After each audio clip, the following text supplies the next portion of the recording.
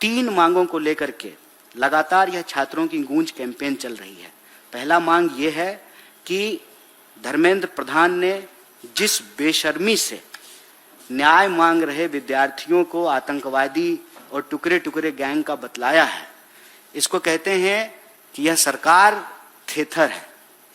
इस सरकार को इस देश के लोगों की आवाज सुनाई नहीं देती है, इस देश के पेरेंट्स की चिंताएं दिखाई नहीं देती है, विद्यार्थी किस तनाव से गुजर रहे हैं इससे इनको कोई फर्क नहीं पड़ता है।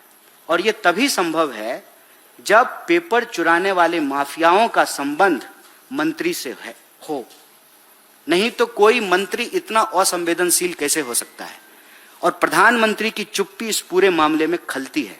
इसीलिए हमारी पहली मांग ये है कि धर्मेंद्र प्रधान का इस्तीफा हो और इस देश में पेपर लीक कराने वाले माफिया से इनके क्या संबंध है इसकी जांच होनी चाहिए।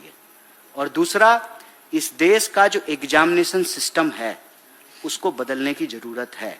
मैं आपको याद दिला दूं कि एग्जामिनेशन सिस्टम को बदलने को लेकर के यूपीए सरकार ने एक कमेटी बनाई थी, लेकिन एनडीए की सरकार ने मनमाने तरीके से एनटीए को स्थापित कर दिया और शिक्षा व्यवस्था में एग्जामिनेशन की प्रक्रिया सुधरने की बजाय और ज्यादा बदतर हो गई है।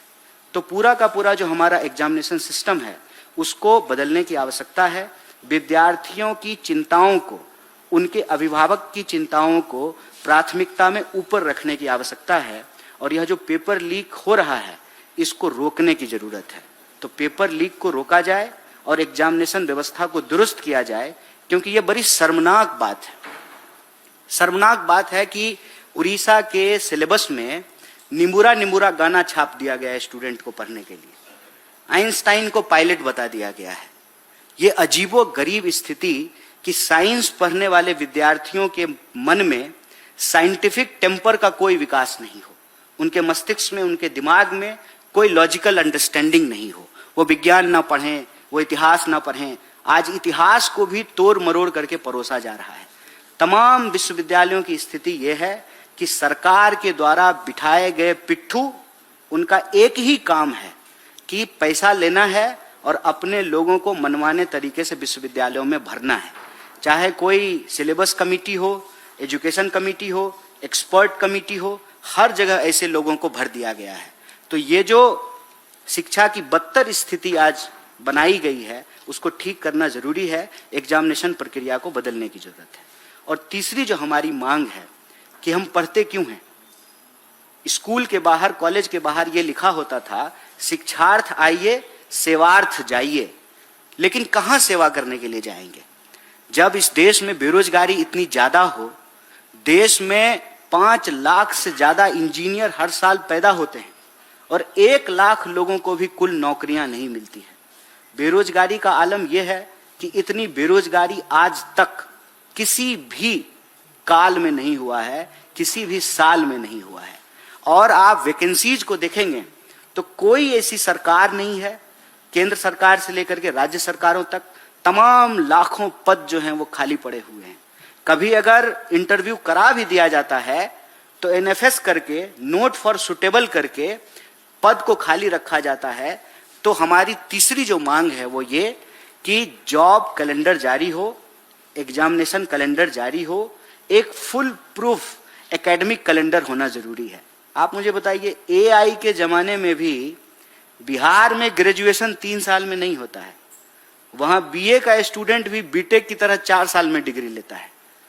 ये आज की बात मैं बता रहा हूं। वो बिहार जहां पर नालंदा विश्वविद्यालय था, जहां पर आजादी से पहले पटना विश्वविद्यालय की स्थापना हो गई थी, वो बिहार जिसके बारे में यह कहा जाता है कि चाणक्य भी वहीं पे पैदा हुए थे, उस बिहार की हालत यह है कि 3 साल में डिग्री पूरी नहीं होती है। तो हमारी तीसरी मांग है कि एक एकेडमिक कैलेंडर हो, जॉब कैलेंडर हो, वैकेंसी कैलेंडर हो, धर्मेंद्र प्रधान का इस्तीफा हो, पेपर माफिया के साथ उनकी जांच हो और इस देश की एग्जामिनेशन प्रक्रिया को बदला जाए, पेपर लीक को रोका जाए।